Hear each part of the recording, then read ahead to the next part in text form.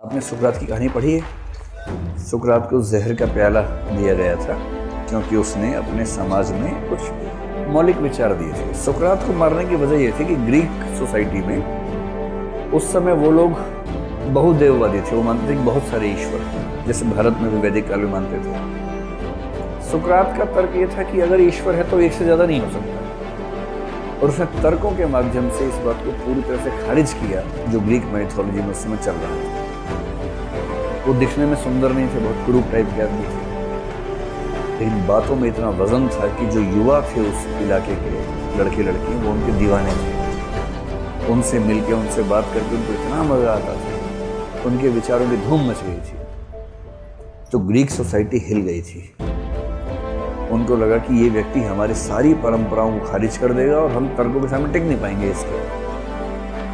तो फिर सुकरात पर एक मुकदमा चला, प्रोसिक्यूशन हुआ, और उस समय जुडिशरी और लेजिस्लेटिव बॉडी एक ही होती थी, यानी जो लोग संसद में हैं वही न्यायपालिका होते थे। तो उन करीब 400-500 लोगों ने उनका मामला सुना और मृत्युदंड उनको दिया। फिर रिव्यू पिटीशन हुई, रिव्यू पिटीशन में भी मृत्युदंड ही हुआ, हालांकि वोट थोड़े कम हो गए। और उसके बाद तय था कि अब सुकरात को मरना होगा। और एक रोचक कहानी ये भी है, यूएन ने पब्लिश की कहानी, कि प्लेटो जो कि उनका शिष्य था, उसने कुछ लोगों से मिलके उनको भगाने की व्यवस्था कर ली जेल से।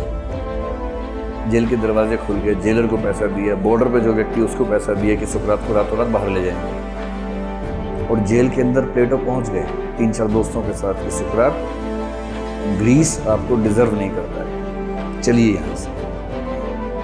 और सुकरात ने कहा कि देख भाई, ऐसा है, अगर मैं भाग गया तो मेरा शरीर तो बच जाएगा और मेरे विचार मर जाएंगे, और नहीं भागा तो शरीर मर जाएगा, विचार जिंदा रहेंगे। और मैं विचारों और शरीर की मौत में शरीर की मौत को प्राथमिकता मानूंगा, आसान मानूंगा। तो प्लेटो छोटा सा मुंह लेके लौट गया बेचारा। फिर सुकरात ने जहर का प्याला पी लिया, उसकी मौत हो गई। तो सुकरात, अगर हम में से कोई होता सुकरात की जगह,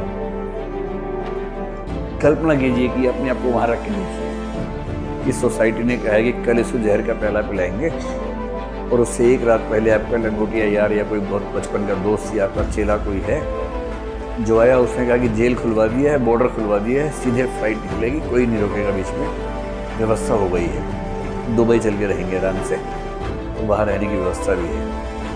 तो आप में से कितने लोग कहेंगे नहीं, मैं मरना पसंद करूंगा लेकिन भागूंगा नहीं करेंगे। इसीलिए महानता की राहें मौत तक जा रही हैं और अमहानता की राहें जीवन तक जा रही हैं। देखिए,